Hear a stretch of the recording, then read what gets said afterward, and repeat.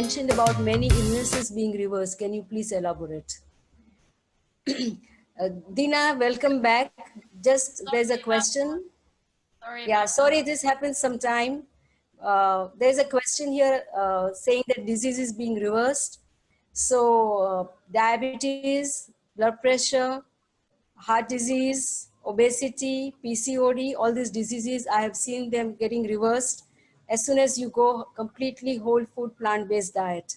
I'm a doctor and I run my practice, and last 10 years, this is what I'm doing. I inspire people to go vegan for health reason, but as soon as I hear about animal and their stories, my heart goes out to them, and I don't want to be a party to hurt them. All of us are vegan in our heart. I always say that vegan souls are already born, and as soon as they hear the first word we, they go vegan, because all of us are, compassionate being. None of us want to ever know that we are the party to hurt anyone. So as soon as you know that you have become unknowingly a party to some pain or some suffering somewhere, you can stop it. The choice is yours. Dina, go on. You were telling us the story about you being lawyer and how you gave up your profession, and then how you decided to take it to the ultimate and really become very active and tell the story to the world. Yeah, so when I decided that I didn't want to practice in the area that I was practicing in, ultimately I was making rich people get richer. I decided to leave, and I made the decision to work very part-time so that I could then dedicate more time to the animal rights movement. And in fact, because of the, I suppose, legal skills that I have, as well as the teaching skills, because I have been teaching at different universities for a long time, I decided to utilize those skills to benefit the animals. And so by giving all the talks that I give, by running the campaigns that I am running, I am still utilizing a lot of those skills, the power of persuasion, the ability to articulate yourself, the ability to withstand pressure, and questions. All of these things you learn as a lawyer. I am just using it for a different purpose. And rather than getting paid for it, I suppose at night I am sleeping better knowing that, any little thing I am doing, I hope I am making it better for the animals one day. So yeah, that is my life at the moment. It's very hectic, it's very busy, in different cities all the time, giving different talks from one end of the country to the other. But it is great because people are inviting me to do these talks, which means people are opening themselves up to hearing what I have to share about the dairy industry as well. So that's a positive. Yeah, that's really very, very nice to know that you, from where do you get all this energy?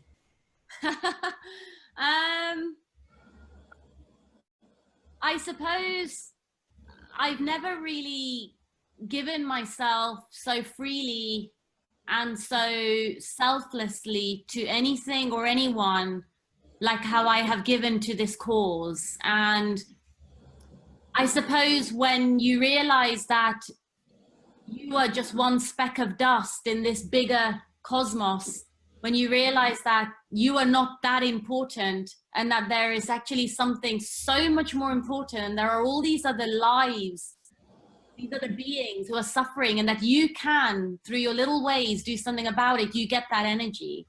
And that's not to say I don't feel tired, or I don't feel down, or I don't sometimes feel sad. I feel those things all the time, but every time I even get a glimpse of the suffering out there, I get this surge of energy all over again that I have to do more. I have to keep going. I must keep going. For them, I have to do it. When you're doing something selflessly for another being or other beings, you get the energy. Yeah, absolutely. Do you also have more people helping you? I do, yes. So there are some really amazing activists here in the UK who run, various campaigns.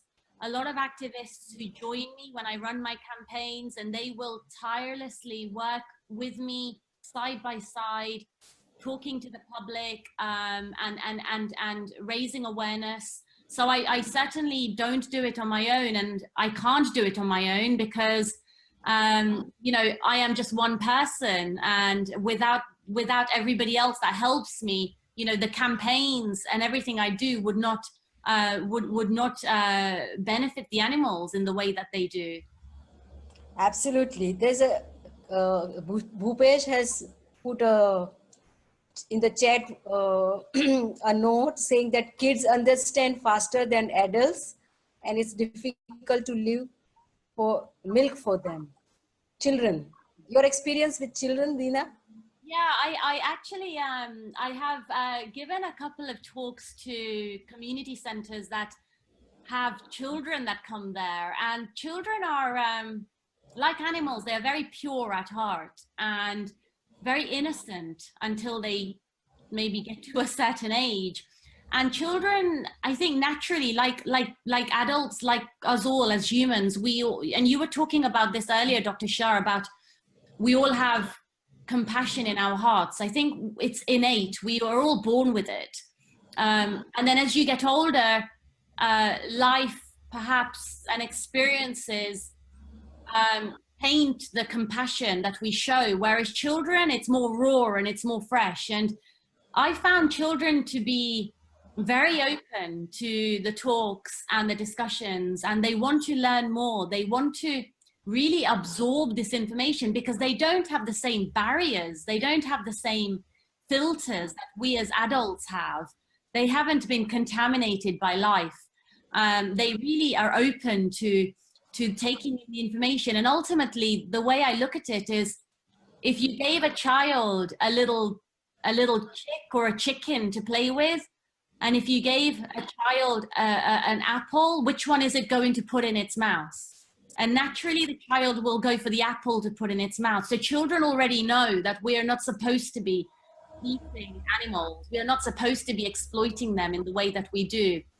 It's unfortunate that because children have been given milk from day one, after their mother's breast milk, you know, they are not weaned off. They are continually given milk. And I think this is where we as vegetarian, we, you know, as vegans who are trying to educate the vegetarian community will struggle, because milk is seen as such a normal part of the diet. But I think the minute you start telling a child exactly what happens to a cow and what happens to a baby cow, the calf, you know, the children are really, really moved by that information. They really get affected by it, and they don't want to cause that pain.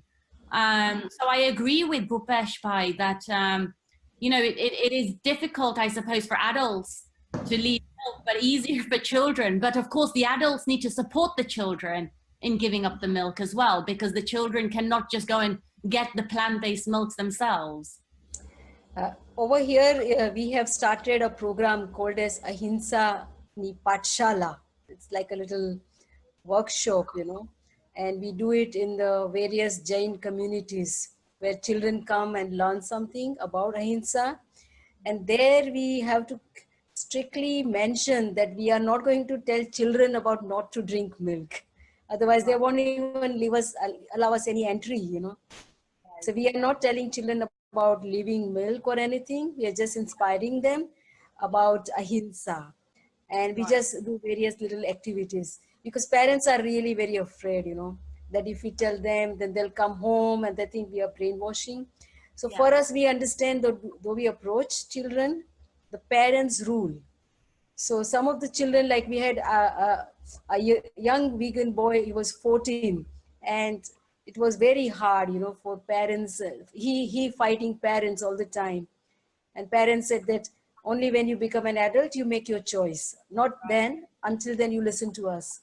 Right. So this kind of conflict. Of course, the revolution has to start with the women in the house. If men come home and say that I will not have milk, that doesn't work. You have to also convince the kitchen queen. Otherwise, she'll say, I am not going to double cook.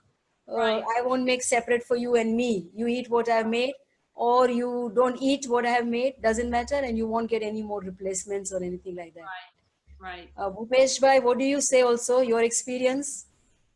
We have to help people, women first. That's why we have started many cooking demos here, because we understand we have to teach them, change their kitchen completely, make them eat very tasty food, and then hopefully they will begin. And after attending sometimes 1 dozen classes, still, you go home and, may not implement all of the changes.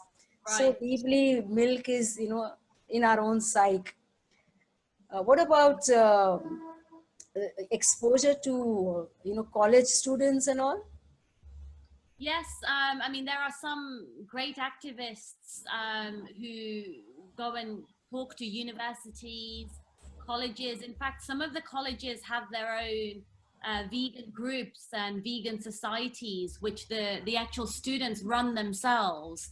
So it's quite active within the education system. But similar to what you have said, we have to be very careful with how we speak to the students, because the minute we are seen to be telling them that you mustn't do this, or you must do this, or this is right, this is wrong, then of course we are seen to be brainwashing them as well. And I think it's educating them in a way that allows them to come to their own decisions, come to their own compassionate decisions. And I think I always say one thing, that I will present the information, and then I will say, now it is up to you to decide. We all have a moral compass inside our hearts, and it's like, where does your moral compass sit now with what I have told you? And then they go off, and even if you have planted one seed, you don't know what may come up from that seed, especially with the younger adults. Wonderful. Dina, you wanted to show us